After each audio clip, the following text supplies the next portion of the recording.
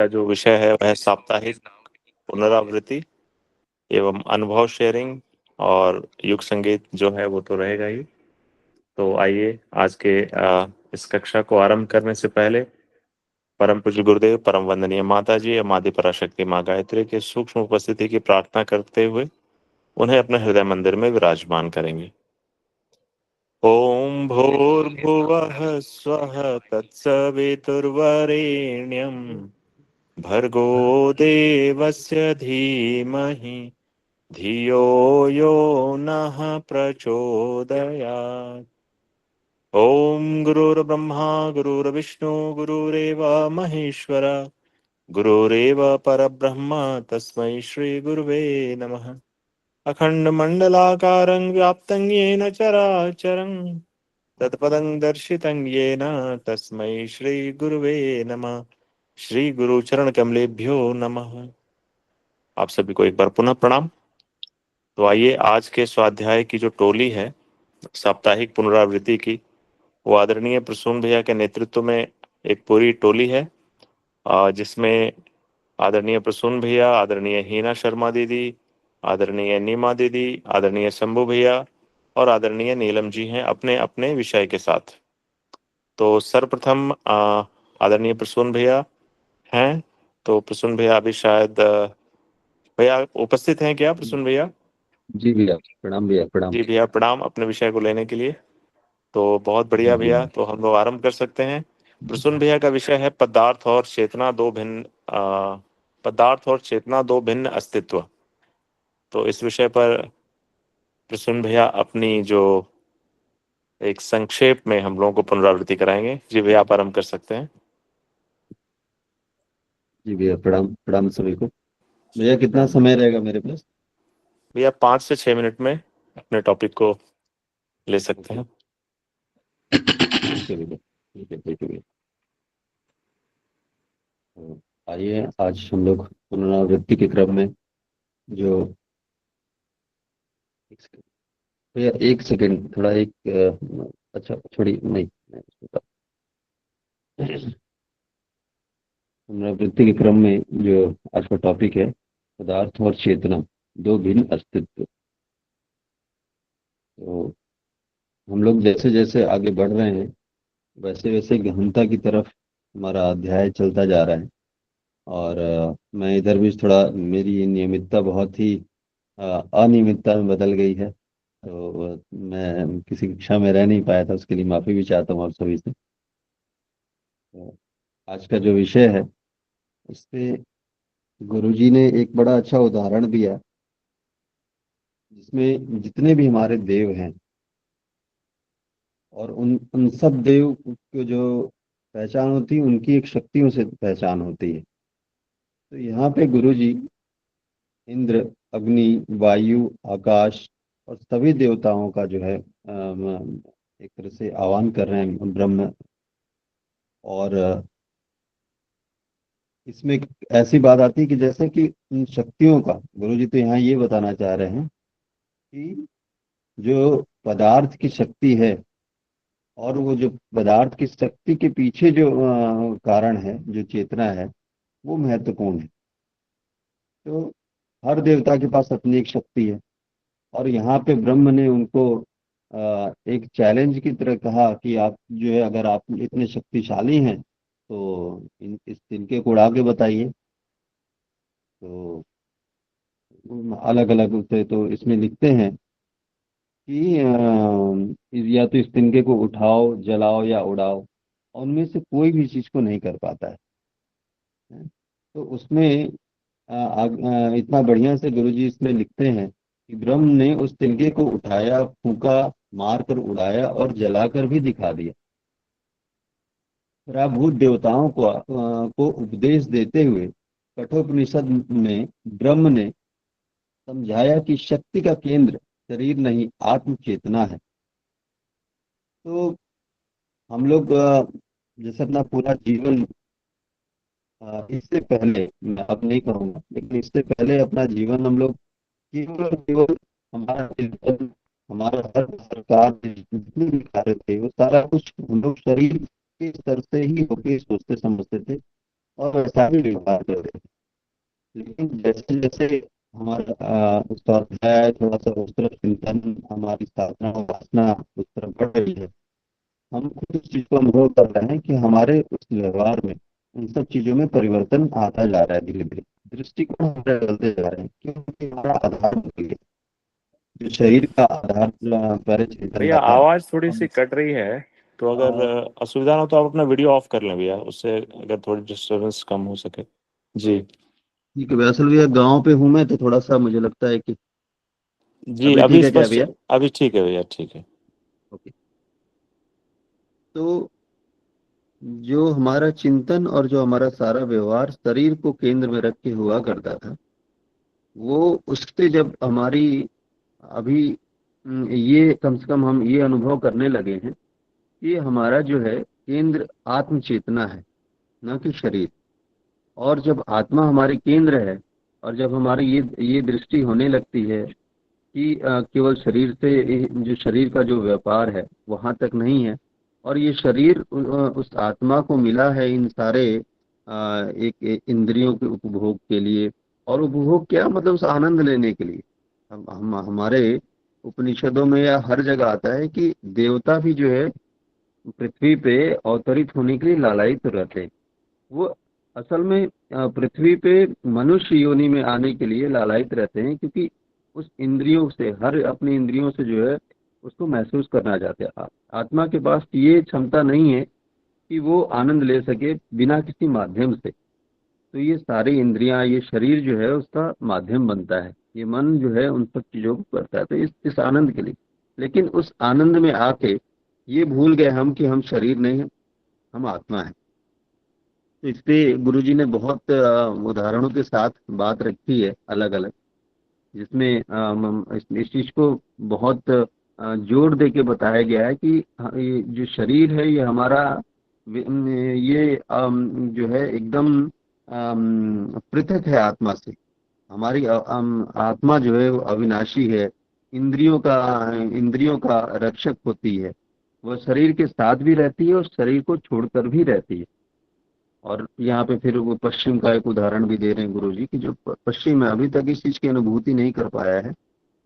इसको केवल हमारे जो योगी हुए हैं, जो हमारे ऋषि मुनि हुए हैं, वो योग साधनाओं द्वारा आत्मा को बोधगम्य बनाने वाले भारतीय योगियों ने ऐसे प्रमाण प्रत्यक्ष प्रदर्शनों द्वारा प्रस्तुत किए हैं, जिनसे पता चलता है कि आत्मा अज्ञानवश शरीर के व्यापार में आसक्त पड़ी रहे। यह अलग बात है यह अलग बात है, पर वह स्वशायी है। वह स्वशायी अपने पे ही शासन करने वाली है। लेकिन हाँ, इस भुलावे की वजह से, आत्मा को भूल जाने की वजह से हम लोग शरीर के उस और मन के उस शासन में आ जाते हैं। क्योंकि मन तो पूरी तरह शरीर को सुख और उस चीज में लगा रहता है। लेकिन जब उसको ज्ञान होता है कि शरीर नहीं आत्मा है, तो फिर वो उस स्तर से सोच के चीजों को परिवर्तित करता है। तो उसी क्रम में फिर आगे जो है एक उदाहरण भी आता है। ये श्री देश बंधु जी का, जो बहुत बड़े योगी रहे हैं। और उनका ये था कि उनसे जो है डॉक्टर और साइंटिस्ट इन लोगों की सारी बात आई, और उनसे ये कहा कि वो चेतना और शरीर को जो है अलग अलग पृथक करके वो दिखा सकते हैं। तो उस उदाहरण स्वरूप उन्होंने ये दिखाया कि एक प्राणायाम प्रक्रिया के से उन्होंने जो है अपने दाहिने हाथ की एक मतलब एक अंग को जो है वो पूरी तरह से स्थिर कर दी, जहाँ पे नाड़ियों का कोई संचालन नहीं था। तो डॉक्टरों को ये भी बहुत अचंभा सा लगा, और उनको ये भी संशय हुआ कि ये हो सकता है कि हम हिप्नोटाइज करके वो लोग ऐसी बात रखे हैं और ऐसे ऐसे कर दिया गया है। तो फिर उसको जो है आज की जो जितनी जांच के लिए जो मशीनें हैं उनके द्वारा भी जांच करके वो लोग संतुष्ट हुए। तो ऐसे कई उदाहरणों के साथ गुरु जी ने इस बात को रखा।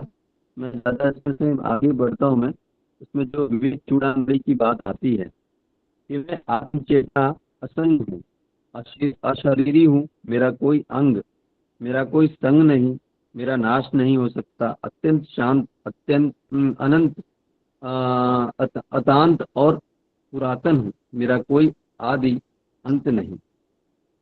तो ये हमारे जो भारतीय दर्शन की जो खूबसूरती है ना, जो हमारी ये कोर वैल्यू है कि हमारा चिंतन किस स्तर पे आया है, तब जाके उससे सारे कुछ निर्मित हुआ है। उसमें जो है इसके आगे पूरा उदाहरण दिया गया है कि जो पश्चिम जगत कैसे शरीर को मानता है, वो उसको केमिकल सारा कंपोजिशन ही मानता है, लेकिन अंत में आके कुछ कुछ उसको प्रमाणित तो नहीं कर पाते हैं, क्योंकि वो तो प्रमाण के परे है। वो जो अध्यात्म है वो हर चीज को, क्योंकि भौतिक विज्ञान हर चीज को स्थूल रूप में ही देखना और समझना चाहता है। तो उन उन सब चीजों को पश्चिम की जो है एक या भौतिक विज्ञान कह रहे हैं। पश्चिम इसलिए बात आती है क्योंकि पश्चिम सारा कुछ जो है भौतिक विज्ञान को ही केंद्र में रख के उसी को सब कुछ मानता है। और वह वैसे ही दृष्टि हमारी जो शिक्षा में जो हमें शिक्षा मिली, हमारी भी दृष्टि वैसे ही हो गई थी। लेकिन गुरु जी के स्वाध्याय से, इन सब चीजों से धीरे धीरे उस विज्ञान के ज्ञान तक हम लोग पहुंच पा रहे हैं।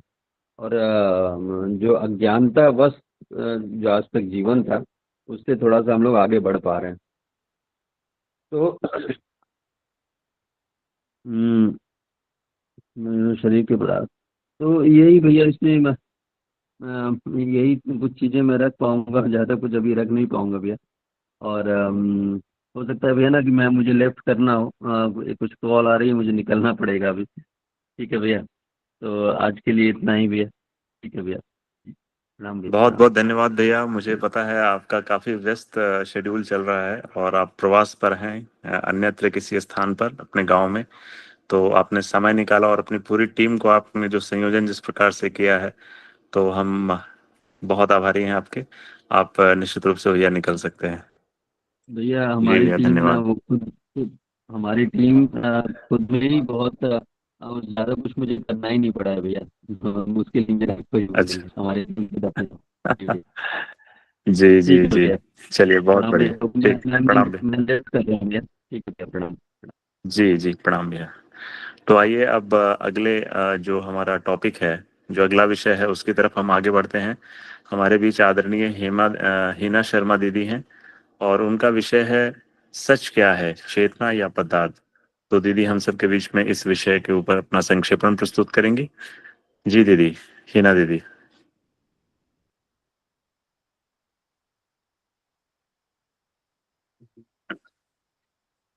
दीदी आप अपना कैमरा और माइक ऑन कर लें।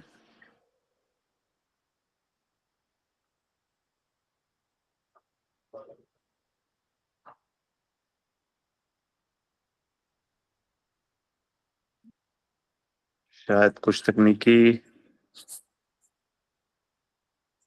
ओके, हिना दीदी शायद उपलब्ध नहीं है। तो हम अगले विषय की तरफ बढ़ते हैं। आदरणीय नीमा दीदी उपस्थित हैं आज के इस क्लास में। तो दीदी का विषय है चेतना का पदार्थ जगत पर नियंत्रण। तो दीदी आप अपनी बात रख सकते हैं, अपना विषय रख सकते हैं। अपना माइक्रोफोन अनम्यूट कर लें और अपना वीडियो ऑन कर लें दीदी।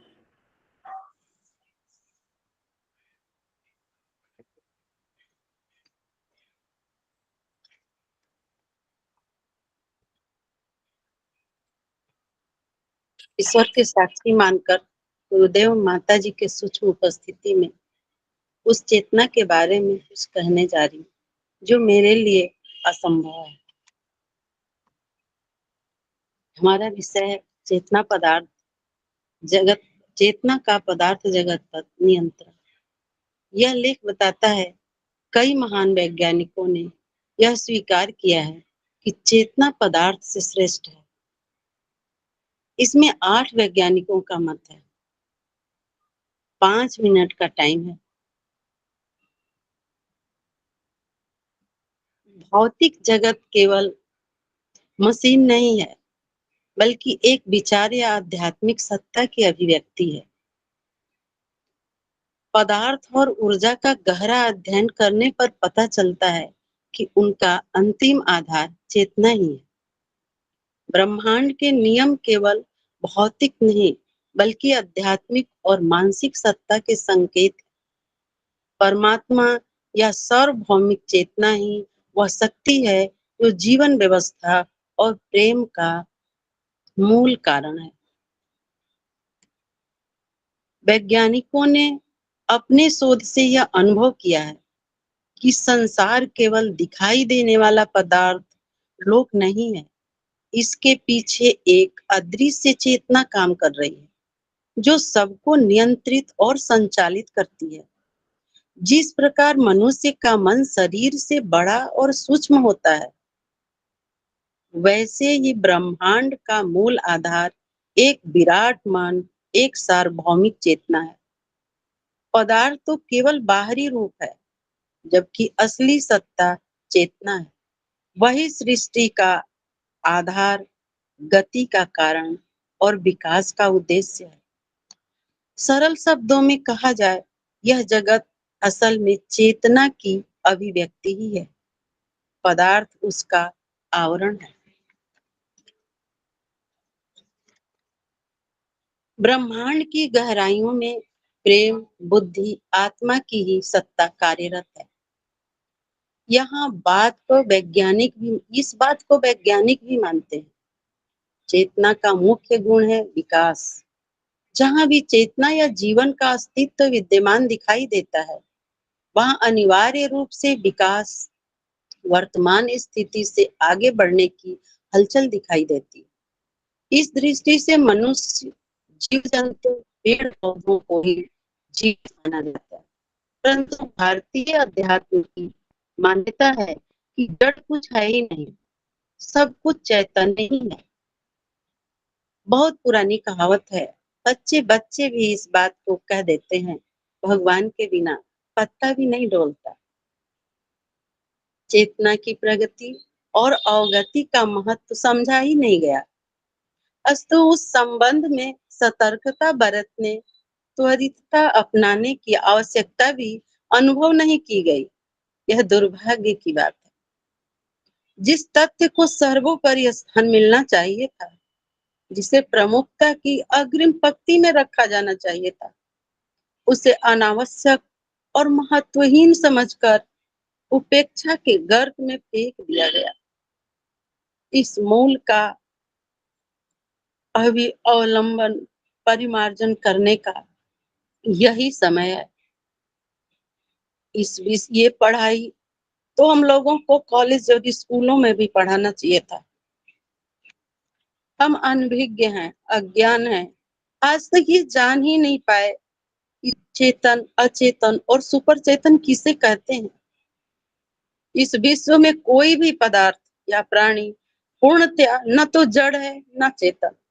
दोनों में दोनों शक्तियों का न्यूनाधिक मात्रा में समावेश रहता है।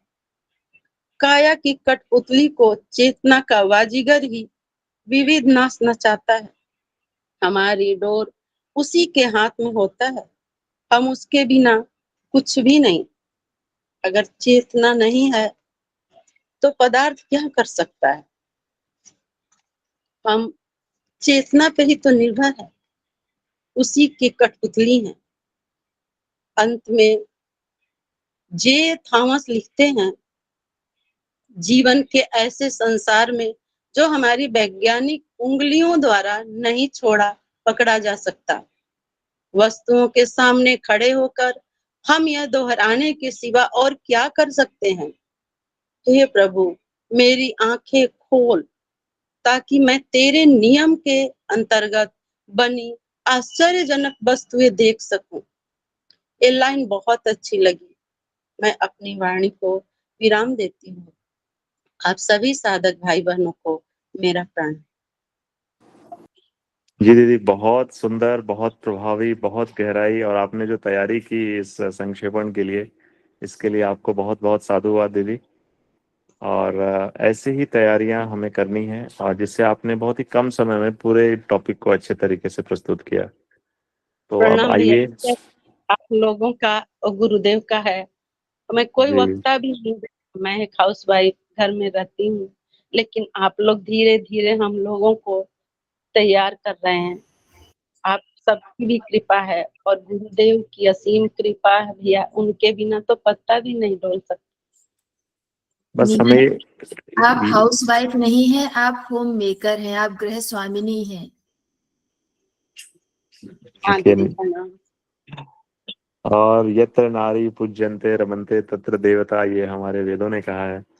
तो हम लोग हमेशा से जैसे कल मातृ भी आई थी तो हम लोग इतने अभिभूत हो गए थे उनको देखकर, या जिस प्रकार हमारी परम पूज्य गुरुदेव और परम वंदनीय माता जी, जिस प्रकार से माता जी अपना स्नेह बरसाती हैं, तो जिस प्रेम को हम ढूंढते हैं वो कहीं ना कहीं मातृशक्ति के माध्यम से ही, वात्सल्य के माध्यम से, करुणा के माध्यम से, दया के माध्यम से हमें महसूस कराने के लिए ईश्वर ने साक्षात नारी को बनाया। और आप इसको बिल्कुल भी ऐसा ना सोचें कि आप हाउस मेकर हैं तो बहुत छोटी सी बात है ये बहुत बड़ी घटना है एक हाउस को बनाने वाली। और भैया जब जब विकास तो कुछ तो रुक ही जाता है, कुछ तो डब्बे हो ही जाती हैं। चाहे जितने ग्रेजुएशन करके शादी किए, कुछ भी करें, धीरे धीरे धीरे वही काम करते करते वो डब्बा तो हो ही जाती है। पर है हमारे ग्रुप बहुत अच्छा है और हम लोगों को उस विकास की तरफ लेकर जा रहा है। चलिए, तो गुरुदेव की बड़ी अच्छी कृपा रही। अब अगले टॉपिक की तरफ हम लोग बढ़ते हैं। तो हम सबके बीच आदरणीय शंभू भैया अभी उपस्थित नहीं है, क्योंकि शंभू भैया के घर पे जो पिछले दिनों एक दुखद घटना हुई थी, उसी कार्यक्रम में शंभू भैया आज व्यस्त रहेंगे। तो उनके विषय को फिर हम लोग अगले दिन लेंगे। और हमारे बीच और आदरणीय नीलम दीदी हैं। जी नीलम दीदी। दीदी नहीं है, उनका विषय हम रखेंगे जो भी अरे कुछ वाह, समझ में बहुत आए। बढ़िया। जी दीदी, तो आप इसको रख सकती हैं। जी दीदी। भैया प्रणाम, सभी को अरे प्रणाम। आगे, ठीक है, आइए। आगे दीदी। हाँ ठीक है, ठीक है।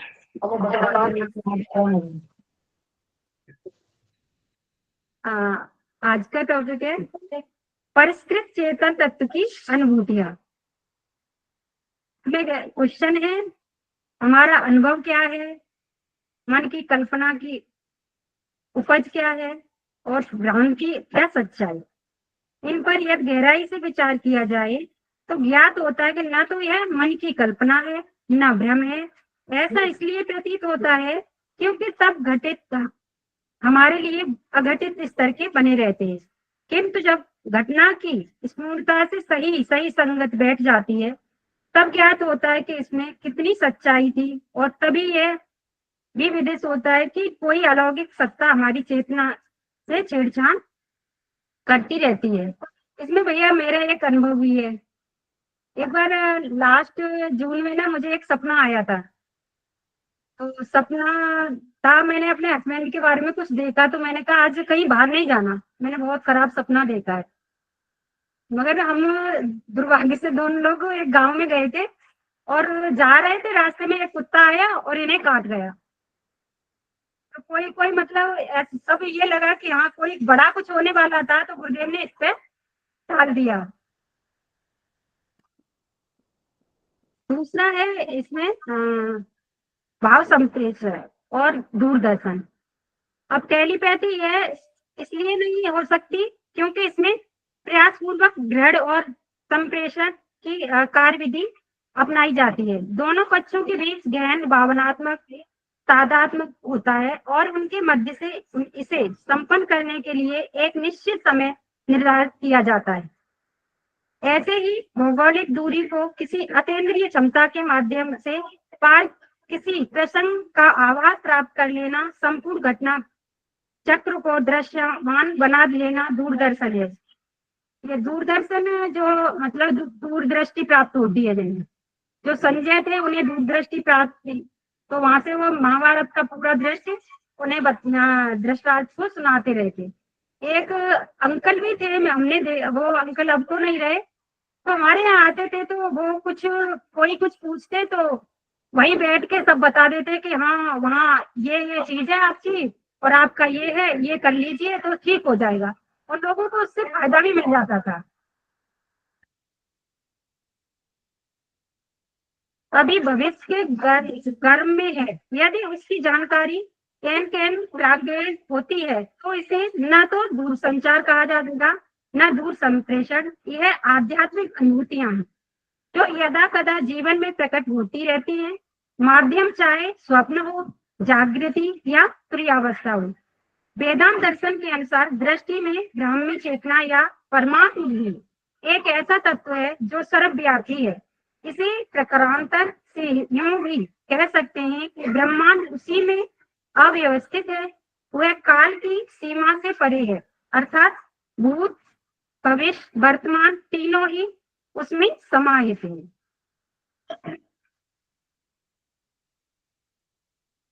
इस चेतना की कल्पना आइंस्टीन ने भी सापेक्षवाद के सिद्धांत में की है और लिखा है कि यदि प्रकाश की गति से भी तीव्र गति वाला कोई तत्व है तो वहां समय रुक जाएगा। दूसरे शब्दों में वही बीते कल, आज और आने वाला कल में कोई अंतर न रहेगा, भारतीय शास्त्र नहीं रहेगा। अब इसमें जो घटना दी गई थी वो तीनों घटना के सत्य की पुष्टि करती हैं। साथ ही यह भी बताती हैं कि जब उन सत्ता का क्षणिक संपर्क कितना आश्चर्यजनक हो सकता है तो संपूर्ण संपर्क कितना सामर्थ्य प्रदान करने वाला होगा, यह विचारणीय है। आगे है आत्म चेतना परमात्म चेतना बन जाए और परमात्म चेतना आत्म चेतना की अनुभूति कराए, यह एकात्म अद्वैत की स्थिति है। सर्वसाधारण में यह स्तर विकसित नहीं हो पाने के कारण ही काल रहस्यमय बना रहता है।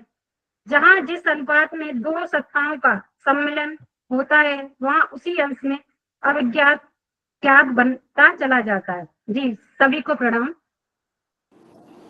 जी दीदी, बहुत बहुत धन्यवाद।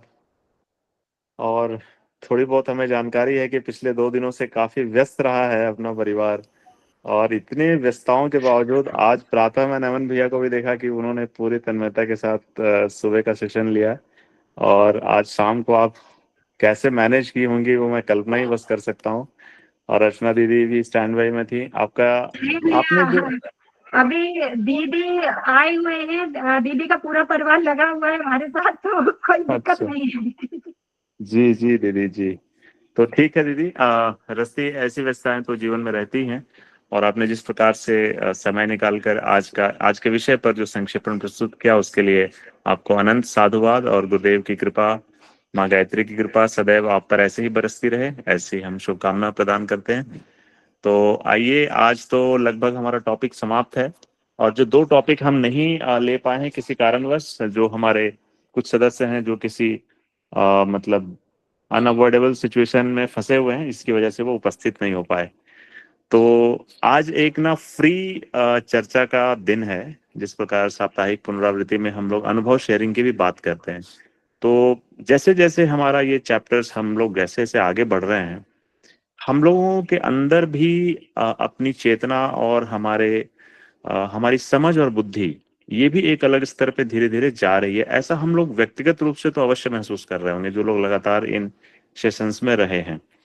और जितना विषय गूढ़ हो रहा है, क्लिष्ट हो रहा है, हमारी क्षमता भी गुरुदेव धीरे धीरे बढ़ा रहे हैं, और हम अपने अंदर भी सूक्ष्म परिवर्तनों को महसूस कर पा रहे हैं। ऐसे बहुत से वरिष्ठ साधक हैं जो लगातार हमारा मार्गदर्शन कर रहे हैं। तो आज भी हमारे इस क्लास में बहुत से ऐसे साधक हैं जो वरिष्ठ हैं, पर इन सब में मैं आज प्रज्ञा दीदी से निवेदन करूंगा कि आप दीदी आज पिछले दिनों भी आपने कुछ हैंड रेज किया था बट वो हम लोग ले नहीं पाए थे, तो दीदी आज आपसे हम लोग थोड़ा बहुत कुछ चर्चा करेंगे। आदरणीय गोकुल भैया भी हैं आज की कक्षा में मौजूद, आदरणीय मोहन भैया हैं। तो आप तीनों भैया, दीदी से निवेदन रहेगा कि हमारे जितने भी साधक हैं उनके जो प्रश्न रहेंगे आप लोग उसको एक एक करके उसके समाधान की तरफ हम लोगों का मार्गदर्शन करेंगे। तो जितने ऋषि सत्ता यहाँ साधक बैठे हैं अपनी बात रखें, हैंड रेस करें। जो विषय अभी तक हुआ है उसमें कहीं कुछ किसी को कोई दिक्कत आई हो, या वहां से उनका कोई व्यक्तिगत अनुभव रहा हो, जैसे स्वप्न को लेकर भी कई लोगों ने अपनी तरीके से कई बातें रखी, और साधनात्मक भी अनुभव यहाँ पे शेयर कर सकते हैं। जी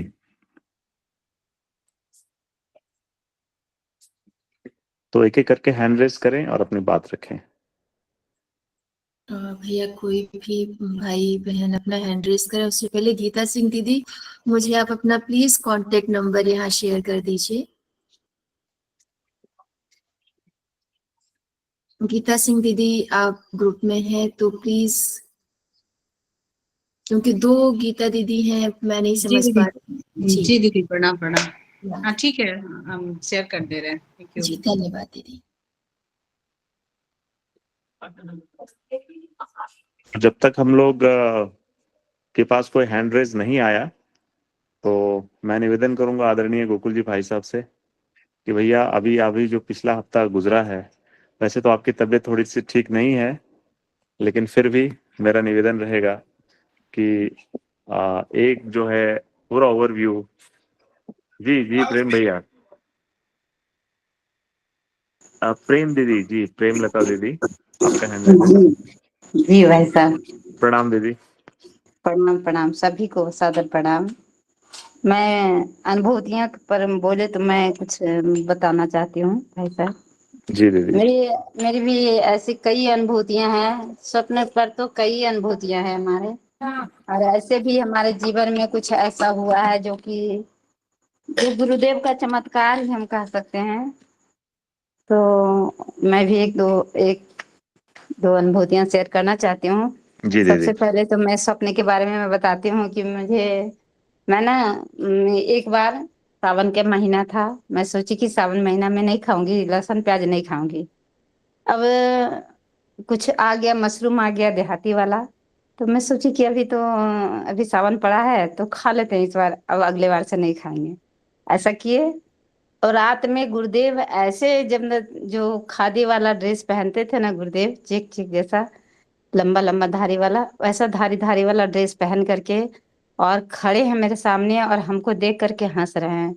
और हम क्या किए हैं, कटोरी में, जो कि नॉनवेज मैं पहले तो बहुत खाती थी, पर लगभग 30 साल से मैंने छोड़ दिया है, कुछ टच भी नहीं करती हूँ उसको कभी। तो उसको छोड़ दिया, वो एक कटोरी में ले करके हम एक चम्मच ले करके और हाथ में लेके मुंह में खाने जा रहे हैं। गुरुदेव कहते हैं ये क्या है, और हंस रहे हैं हमको। तब से मैं कान पकड़ी।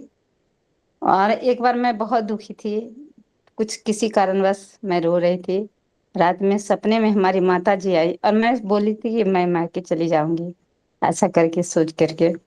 रात में मेरी माता जी मेरे सिरहाने पे बैठी हुई है और बोलती, बेटा मायके 2-4 दिन के लिए, बेटा मायके सब दिन के लिए नहीं है। ऐसा कह करके हमें बहुत सांत्वना दी। उस दिन मुझे बहुत ही अच्छा लगा भाई साहब, कि कैसे गुरुदेव माता जी तो मैं मेरे सपनों में तो बहुत बार हमें ऐसा दिए हैं, दिखाई दिए हैं। एक बार मेरे हस्बैंड का ही, मतलब अपराधी लोग, मेरे हस्बैंड मुखिया थे गांव के, तो उनको अपराधी लोग मारा, गोली मारा, बम मारा, गोली मारा। इनको मारना चाहता था, बीजेपी के भी थे कार्यकर्ता और मुखिया भी गांव के थे। तो जो क्रिमिनल लोग हैं हमारे यहाँ, मुस्लिम लोग बहुत है, वो मारा। जा रहे थे रास्ते में, मारा, बम मारा, गोली मारा। गोली तो मेरे गाल में लगा, इतना लंबा गोली, और गाल में कैसे उलझ के रह गया वो किसी के समझ में नहीं आया। और एक दिन डॉक्टर देखा तो पता भी नहीं लगा पाया। दूसरी बार वो बोली यहाँ दर्द हो रहा है, फिर से एक्सरे किया गया तो निकला कि यहाँ गोली घुसा हुआ है। इतना लंबा गोली गाल में कैसे घुसा रह गया, सोच समझ के बाहर हो गया। तो सभी लोग बोले कि ये तुम जो गायत्री माता की पूजा करती हो, गुरुदेव की पूजा करती हो, वही गुरुदेव आके बचाए हैं हमारे। तो और गोली बम मारा, सब पैर में मारा, पैर तो काटना पड़ा आधा, और गोली गाल में फंस गया, लेकिन बाकी शरीर सही सलामत रहा भाई साहब। तो मुझे फक्र है, हम सब जिस गुरु से जुड़े हैं, जिस माता से जुड़े हैं, वो हम सबको क्षण क्षण, हर एक क्षण हम सबकी रक्षा करते हैं। ये तो पूर्ण विश्वास हो गया है हम सबको। जी जय गुरुदेव, बहुत बहुत प्रणाम, धन्यवाद मुझे समय देने के लिए। दीदी, आपके दृष्टांत ने बिल्कुल भाव विवल कर दिया, और जिस भावना और जिस गहराई से आप इस बात को रख रही हैं, निश्चित रूप से गुरुदेव का बहुत बड़ा अजस्र अनुदान आपके ऊपर है कि आप उनकी उपस्थिति को अपने जीवन में इतना अंदर तक महसूस करती हैं और प्रत्येक क्षण अपने जीवन का उनके साथ जीवन व्यतीत कर रही हैं। तो ये गुरुदेव की एक अभिलाषा भी थी कि वो अपने शिष्य के साथ उनकी उंगली पकड़ के एक एक कदम लेकर उनको साथ चलें और उन्हें उनकी मंजिल तक लेकर जाएं। तो आप जैसे साफ हृदय के लोग ही गुरुदेव का वो अनुदान प्राप्त कर सके हैं और उनसे लगातार साक्षात्कार कर सकें। तो आपको इस बात को रखने के लिए मैं बहुत साधुवाद देता हूँ दीदी। जी, तो और भी अगर आप लोग अपने प्रश्न जारी रख सकते हैं, तब तक मैं गोकुल जी भाई साहब से निवेदन करूंगा कि भैया अभी जो सत्र चला है पिछले हफ्ते, और आप थोड़े से मतलब शायद बीच में नहीं भी थे, पर ये सुपर चेतन भैया आपके जैसे साधकों के लेवल की ही चीज है। हम लोग तो लगातार हर दिन कुछ न किसी बात पे अटकते हैं। तो एक थोड़ा सा एक हम लोगों को एक जर्नी पर ले चलिए जो अभी तक चला है, जिसमें कि हम लोग किस प्रकार से आगे बढ़े हैं। जी भैया। जी भैया प्रणाम, सभी को प्रणाम। सभी इस यात्रा पे चल रहे हैं और यहाँ सीनियर जूनियर की कोई बात ही नहीं है। सांप के बच्चे का क्या छोटा क्या बड़ा, सांप का बच्चा तो सांप का बच्चा ही, और यहाँ जितने सब सांप के बच्चे हैं, गुरुदेव के बच्चे। इसलिए इसमें इस एक चैप्टर था, इस पे आज आना था पर आया नहीं। सच क्या है, चेतना या पदार्थ, ये इसको लेना था। इस पर इन्हीं को नाम ध्यान में किन्हीं को लेना था। हिना शर्मा जी का सच क्या है, हिना चेतना दीदी या। का था भैया, हिना दीदी को लेना था। तो ये इसमें जो एक घटना लिखी है वो अम, बहुत गहरी बात है। मतलब हम लोग गायत्री मंत्र का जप करते हैं और करते हैं, पर जप मंत्रों का प्रयोग कितना गहरा होता है, किस स्तर पर होता है, इसका पूरी घटना इसके अंदर में एक थी। इसको कि मैंने कई जगह इस घटना को पढ़ने के बाद कोट किया। बहुत पहले इस घटना को मैं पढ़ा था कि परमहंस विशुद्धानंद जी के द्वारा, जो कि विशुद्धानंद जी को आप सब जानते होंगे कि ये सूर्य, बहुत बड़े सूर्य उपासक थे। और सूर्य उपासक मतलब कि गायत्री साधक ही होता है। तो उन्होंने, उनके एक झाला, उनका एक आश्रम है वहां पर, उनका एक शिष्य था उद्धव नारायण नाम का एक शिष्य। उसने आके प्रश्न किया कि ये जो जितने महाभारत में जिस प्रकार के अग्निबाण और इनकी आयुध की चर्चा है, क्या ये सचमुच अस्तित्व में है कभी ऐसा? तो परमहंस विश्वदानंद जी ने कहा कि हाँ ये बिल्कुल सही है। उन्होंने प्रमाण के लिए 3 सरकंडे सामने से मंगवाए और उन सरकंडों में से एक को छील करके उसके दूसरी तरफ से मोड़ा और एक धनुष की तरह बनाया। मंत्र पढ़ा तो धनुष बन गया। उसके बाद में दूसरा सरकंडे को लिया और मंत्र पढ़ा तो तीर बन गया। और फिर उन्होंने कहा कि ये सामान्य तीर, ये कमान है, पर योग बल से इससे असामान्य बना।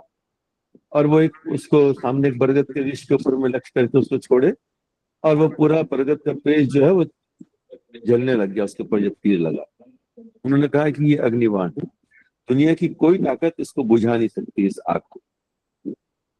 फिर उन्होंने तीसरा सरकंडा उठाया और उसको भी तीर में बदला, उसमें वरुण देव का आह्वान किया और वरुण देव का आह्वान करके उसको छोड़ा तो तीर लगते ही वृष्टि होने लगी और पूरी आग जो है वो धीरे धीरे बुझ गई। और फिर उन्होंने सारे उनको धनुष को और दोनों तीरों को वापस आह्वान कर लिया, उनकी शक्तियों का वापस ले लिया और एक सरकंडे के रूप में बदल गए।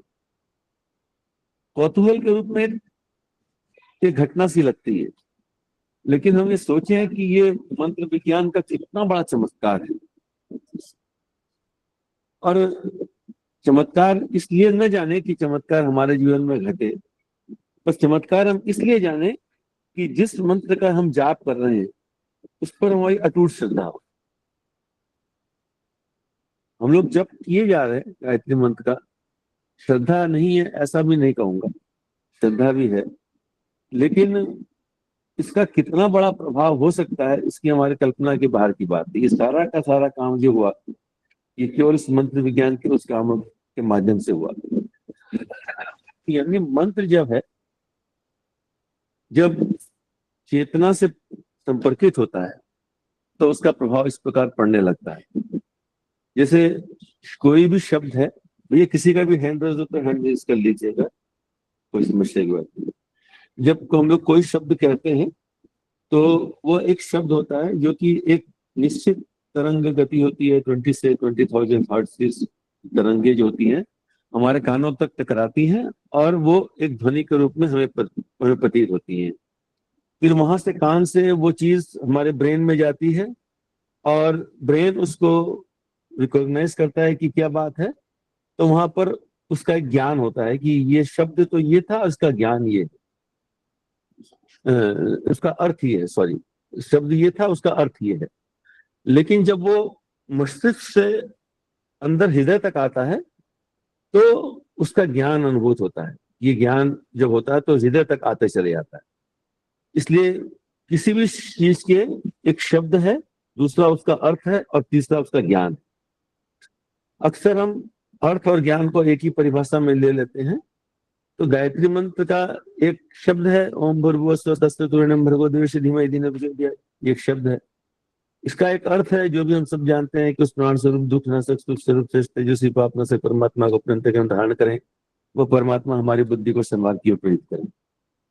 लेकिन ये जब ज्ञान में परिवर्तित होता है तो ये मस्तिष्क से हृदय में अवतरित होता है। मस्तिष्क में हृदय में जब अवतरित होता है तो ज्ञान में परिवर्तित होता है। ये एक बहुत बड़ा टाइम टेकिंग है। पहले 2 चरण तक तो बात आ जाती है, इसके ऊपर में ही हमको साधना करनी चाहिए। मंत्र भी चाहे बोल के करें चाहे बिना बोले करें, ये समझें कि सारी तरंगे हमारे हृदय अनाहत चक्र के ऊपर में अपना प्रभाव क्षेत्र बना रही हैं।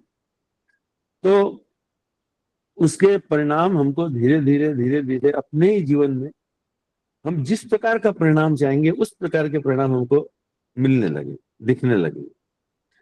हमको क्या चाहिए ये हमको ही तय करना होता है। ये हमको तय करेंगे कि हमको ये चीज चाहिए। गायत्री मंत्र के 24 गुण बताए गए हैं, 24 अक्षरों के 24 गुण।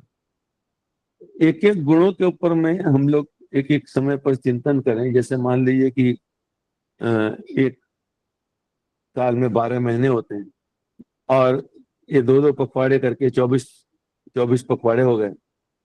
तो एक एक पखवाड़े में हम अगर एक एक गुण के ऊपर में ध्यान करें और मंत्र के साथ अपने अंदर में उस गुण को विकसित होने का ध्यान करें, तो साल भर में 24 गुणों की पुनरावृत्ति हो जाएगी और ये लगातार चलता रहेगा। तो कुछ समय में ये सारे गुण हमारे अंदर में विकसित होते हुए भी हो जाए। अब ये इस पे काम कई लोग कर भी रहे हैं और ये हम सब भी इस पे कर सकते हैं, आराम से कर। यही सुपर चेतन की बात आती है। मन कोई फिजिकल पार्ट नहीं है कि उसका एक पार्ट, हाथ वाला पार्ट जो है वो मन है और एक सुपर चेतन है, एक अचेतन है, सुपर चेतन है। ये तो उसकी क्षमताओं के आधार पर उसको 3 हिस्सा में बांट करके समझाने का बात किया गया है। मन को तो कोई 3 हिस्से में बांटा नहीं जा सकता, लेकिन उसका उपयोग किस स्तर पर लिया जा सकता है जब हम पूरे विश्व ब्रह्मांड पर हमारे रष्टि मन समष्टि मन से जहाँ जुड़ करके उस स्तर पर चला जाता है तो सुपर चेतन मन बनता चला जाता है। तो ये घटना जो है ये हमको बताती है कि मंत्र विज्ञान पर भी हमको बहुत काम करना है। हम तो किसी तरह 3 माला जप कर लेते हैं तो सोचते हैं कि आज का कोटा पूरा हो गया, या कोई अनुष्ठान लिए तो 27 माला कर ली या 33 माला कर ली। तो जब 33 माला या 27 माला पूरी होती है तो पहली दिमाग में आती है आज का कोटा पूरा। अब क्या 2 घंटा 3 घंटा लगा, अब आज का काम पूरा, कल बाकी चलते हैं, फिर कल देते हैं अगले काम। तो ये चैप्टर दीदी आई नहीं तो मैं सोचा कि इसका लाभ ले लिया। भैया प्रणाम। भैया आपके लाभ लेने से हम लोगों को बड़ा लाभ होता है और हम लोग हमेशा चाहेंगे कि आप ऐसे लाभ लेकर हमें भी लाभान्वित करते रहें। तो हम लोगों के जीवन में, व्यक्तिगत जीवन में जो लोग लंबे काल से साधना में रहे हैं, तो उन लोगों के व्यक्तिगत जीवन को गुरुदेव ने, वंदनीय माता जी ने या माँ गायत्री ने अवश्य छुआ है, किसी न किसी प्रकार की अनुभूति हमें दी है। और जो मंत्रों की बात हम कह रहे हैं कि मंत्र से मन का परिष्कार और मनोमय कोश में लंबे समय तक फंसे रहने और जूझने वाली जो बात है, तो कहीं ना कहीं भैया अगर आपने जैसे बताया ना, ये बिल्कुल सही बात है कि हम लोग अभियान साधना में भी जुड़े हैं। तो जो प्रतिदिन के हमारे मंत्र का जो हमने संकल्प लिया है कि हमें इतने मंत्र करने हैं, कई बार वो मंत्र किसी कारण से एक दिन का छूट जाता है, फिर उसको अगले दिन जो प्रायश्चित मंत्र जिस प्रकार गुरुदेव ने बताया है कि उस इतनी संख्या और अधिक जपनी है या उस प्रकार से, तो वो धीरे धीरे वो कोटा वाली बात शुरू हो जाती है। और एक इसका दूसरा पहलू यह है कि हम उसको सिर्फ जप के समय के लिए ही ना रख के 24 घंटे उसको मानसिक रूप से जपते रहें, तो फिर वो ना तो संख्या में कोई वैसी सीमा रह जाती है कि हाँ ये सीमा बता इतनी संख्या करनी है, और वो इतना जप हो जाता है कि अगर आप उसको किसी दिन गिनने बैठेंगे तो मान लीजिए आपको 15 माला एक दिन करना है तो वो 40 माला तक हो जाता है, अगर आप पूरे दिन अगर उसको आपने उसका आश्रय लिया हो उस मंत्र का। तो ये बड़ी अच्छी बात है कि हम इसको एक भार की तरह या एक कर्मकांड या कार्य की तरह ना करके इसके साथ जीना सीखें और इसको अपने जीवन में उतार लें।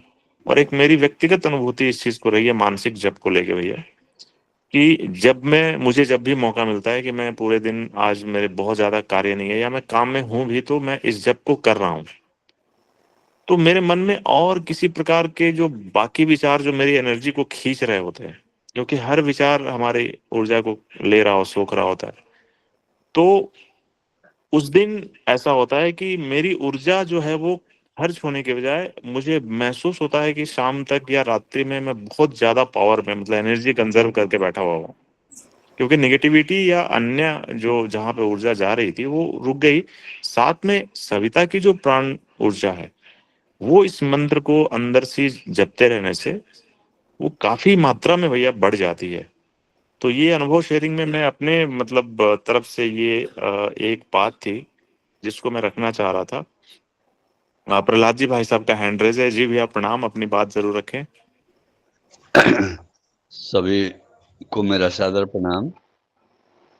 और अभी एक सप्ताह के अंदर 2 छोटी-छोटी घटनाएं हमारे साथ घटी, तो हमारे वो दिल को छू गई, तो सोचा कि शेयर करें, शायद आप लोगों को भी अच्छा लगे। अभी हमारे यहाँ कंस्ट्रक्शन का काम चल रहा है मकान का, तो वो लगभग 2 महीने से चल रहा है। एक सप्ताह एक सप्ताह पहले कॉन्ट्रैक्टर है, उसकी उम्र 55 वर्ष के आसपास होगी। पढ़ा लिखा इतना भर है कि वो इंच टेप से वो देख लेता है, बाकी कुछ विशेष नहीं। तीसरी चौथी कक्षा तक पढ़ा हुआ लगता है, लेकिन आध्यात्मिक प्रवृत्ति का। एक दिन काम कराते कराते शाम में ऐसे ही थोड़ा उदास था। मैंने क्या और सब ठीक है? तो नहीं, क्या कि मैं अपनी भाषा में बताया कि ये रात में करीब-करीब एक भैंस और उसका बच्चा जो लगभग 1.25 लाख का की कीमत का था, उसको चोर उठा के ले गए। चोर लेके खोल के लेके चले गए। मैंने भाई तो बहुत गलत हुआ ये वो, और हमने जो सहानुभूति उसके प्रति प्रकट किया, लेकिन उसने कहा कि जाने दीजिए, ले गया तो ले गया, दोस्त उसका नहीं था, दोस्त हमारे कर्म में कहीं कोई गड़बड़ी रही होगी, जिसके चलते भगवान हमको ये दंड दिए हैं। जाने दीजिए, कोई बात नहीं। और कल से वो बिल्कुल नॉर्मल हो के काम कराता रहा। तो हमने सोचा कि ये इसने कोई किताब नहीं पढ़ी, सब कुछ नहीं पढ़ी, लेकिन इसको व्यवहारिक जीवन में कर्म फल को कितने अच्छे से उतारा कि 1.25 लाख रुपए इस युग में बहुत बड़ी कीमत होती है। और एक साधारण आदमी का अगर उतना लॉस हो जाए, तो वो इस बात को महसूस कर रहा है, सैद्धांतिक नहीं, व्यवहारिक रूप से, कि चलिए ये हमारे कर्म की गलती थी। और एक दूसरी छोटी घटना कल की है। वो छत ढलाई का काम चल रहा था, तो हमारे यहाँ बिजली कंटिन्यूअस रहती है, कभी कल कट जाती है। तो हमने कहा कि लंबा एरिया है, थोड़ा-सा नहीं होगा ठेकेदार साहब, तो थोड़ा जनरेटर ले लें क्या? तो उसने कहा कि जनरेटर की ज़रूरत तो हमारे समझ से नहीं है। आप भी भगवान के भक्त हैं और हम भी हैं, तो अब आपको विश्वास नहीं हो रहा है कि भाई भगवान मदद करेंगे? ये बात भी हमारे दिल में लगी, और हमने सोचा कि रोज़ हम लोग कहते हैं गुरुदेव के ध्यान में श्रद्धा जागरण, विश्वास जागरण, लेकिन हमको इतना कॉन्फिडेंस नहीं है।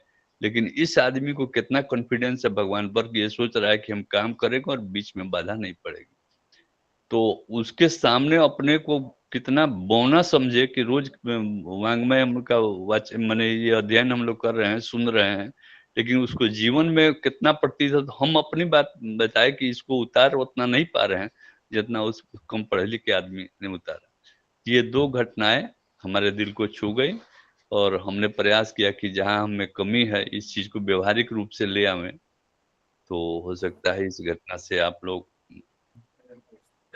जी भैया, बहुत ही बढ़िया उदाहरण है और हम सबके जीवन में प्रत्येक क्षण प्रत्येक दिन ऐसी कोई ना कोई घटना या कोई ऐसा सिचुएशन गुरुदेव लाकर हमारे समक्ष प्रस्तुत करते हैं।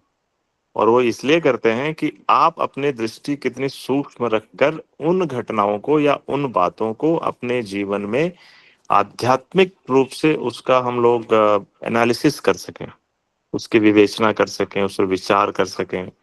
और एक एक चीज जो है वो हम लोग जो अपने आसपास के व्यक्ति, वस्तु, स्थान में कई सारी घटनाएं हैं जिनका हम लोग अनुभव करते हैं कि अरे भाई ये तो हमसे बहुत आगे है इन चीजों को सोचने में, और तब हम अपने आप को ढूंढते हैं। तो असल आध्यात्म यही है, असल आध्यात्म यही है कि इन बातों से, इन लोगों से, इन घटनाओं से अगर हम अपने आप का तुलनात्मक अध्ययन करें और अपनी स्थिति का अवलोकन करने का प्रयास करें, तो असल में आत्मा का यही अध्ययन है और यही हमें निरंतर करना है। चाहे वो हमें गुरुदेव के स्वाध्याय के माध्यम से मिले, आपसी चर्चा के माध्यम से मिले, किसी स्थान पर किसी व्यक्ति के माध्यम से मिले, कोई जानवर या पशु भी हमें बहुत सारी बातें समझा कर चले जाते हैं। प्रकृति तो सदैव बताती रहती है कि हमारे नियमों का पालन करें, अन्यथा आपको अभी विध्वंसक लीलाएं भी चल रही प्रकृति की। तो ये सब चीजें हमें, हमारे टीचर हमारे आसपास ही हैं, बस हमें शिक्षक जो है बनने लगते हैं हम लोग, हमें स्टूडेंट बनने की जरूरत है, बस इतना ही है। तो प्रहलाद भी, आपके ये जो दोनों प्रसंग थे वो बड़े ही मतलब क्या बताऊं, ये हमें बहुत प्रेरणा देते हैं भैया। और आप जिस प्रकार रखते हैं घटनाओं को वो भी बहुत ही बढ़िया तरीके से। तो हम सब के बीच ना अभी एक दीदी हैं, दीदी हैं काव्या दीदी। तो वो गुरुदेव का एक प्रज्ञा गीत प्रस्तुत करना चाहती हैं और हम सब उनका बिल्कुल स्वागत करें। और इस बीच में और भी अगर किन्हीं का प्रश्न हो या कोई विषय हो तो अपना हैंड रेज रखें ताकि हम उनको भी ले सकें। जी दीदी, आप अपना प्रज्ञा गीत प्रस्तुत कर सकती हैं। सभी को प्रणाम। प्रणाम दीदी। आवाज आ रही है? जी दीदी, आवाज आ रही है। आप अपना वीडियो भी ऑन कर सकती हैं अगर नेटवर्क ठीक है तो। ये इधर गैलरी पे चले जा रहे हैं तो शायद वो खुद से ऑफ हो जा रहा है। कोई बात नहीं दी, आप जारी रखें। ठीक है। अब नवयुग की गंगोत्री से, अब नवयुग की गंगोत्री से बही ज्ञान की धारा है। हम युग का निर्माण करेंगे, यह संकल्प हमारा है। हम युग का निर्माण करेंगे, यह संकल्प हमारा है। अब नवयुग की गंगोत्री से बही ज्ञान की धारा है। नवयुग की गंगोत्री से बही ज्ञान की धारा है। हम युग का निर्माण करेंगे, यह संकल्प हमारा है। हम युग का निर्माण करेंगे, यह संकल्प हमारा है।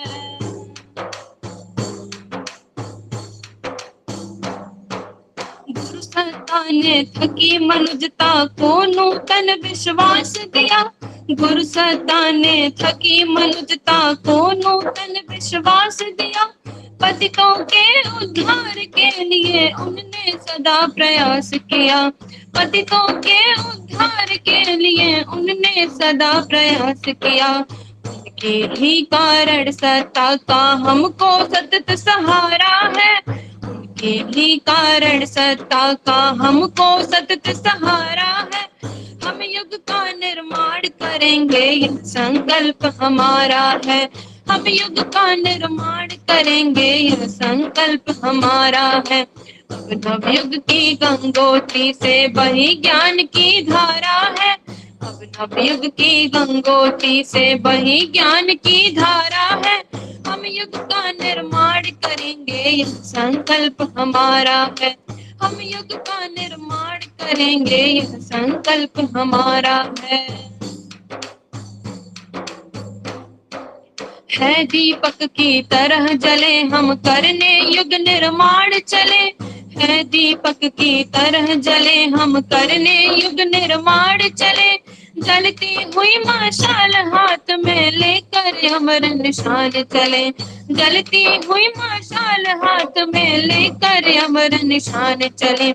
आज असुरता के विनाश को चमका यही दुधारा है। आज आतुरता के विनाश को चमका यही दुधारा है।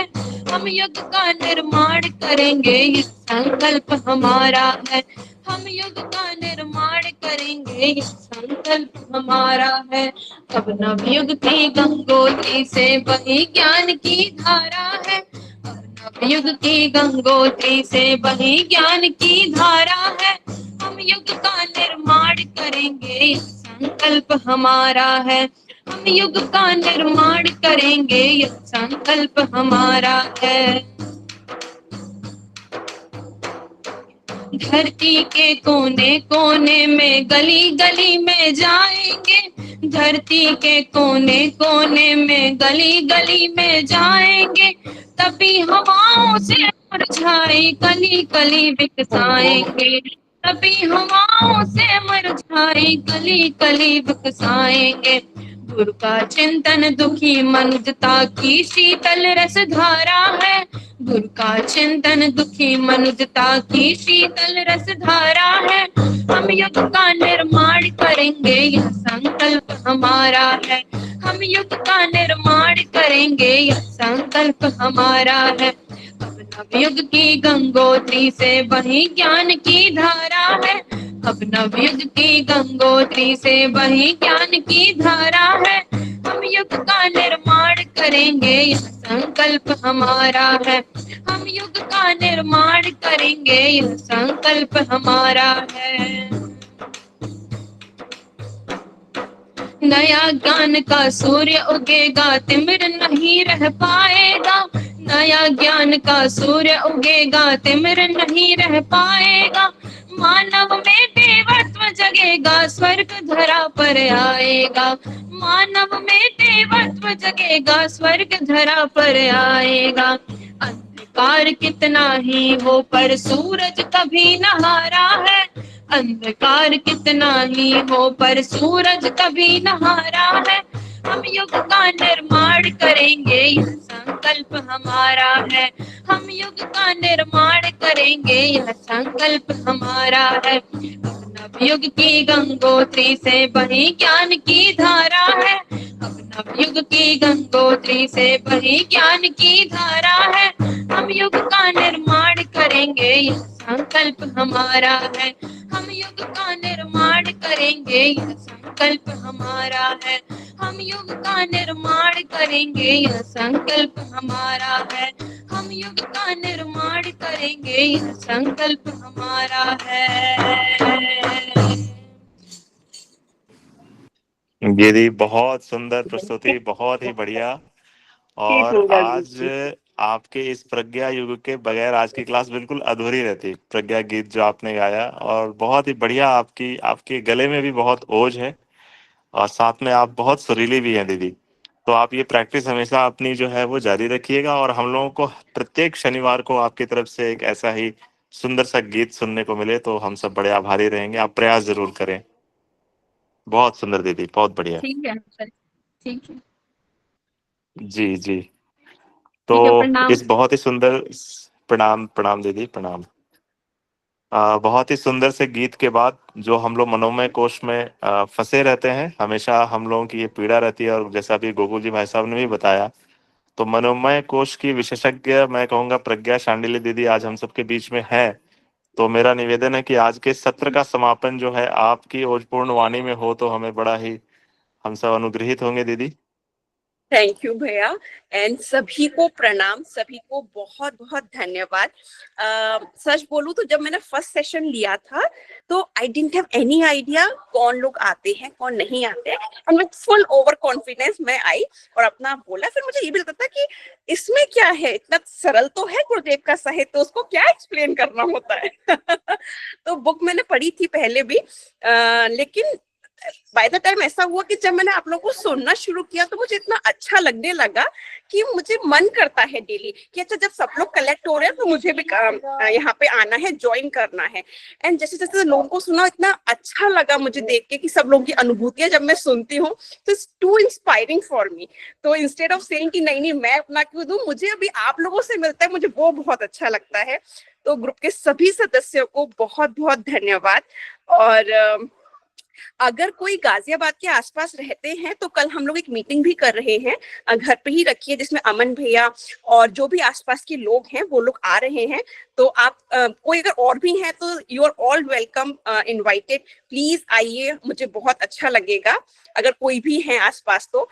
और बस एक ही शब्द है, थैंक यू सो मच। चलिए दीदी, आपका विषय भी बहुत जल्दी आने वाला है। तो आपने एक परंपरा तोड़ी थी इस ग्रुप की, मुझे याद है जब आपका पहला लेक्चर हुआ था, तो ये जो वीडियो में हम लोग बात कर रहे हैं एक दूसरे को देखकर, ये आपने ही शुरू कराया था। नहीं तो पहले हम लोग सब अपना अपना वीडियो ऑफ करके और सिर्फ बात ही सुनते थे, एक दूसरे को जानते देखते भी नहीं थे।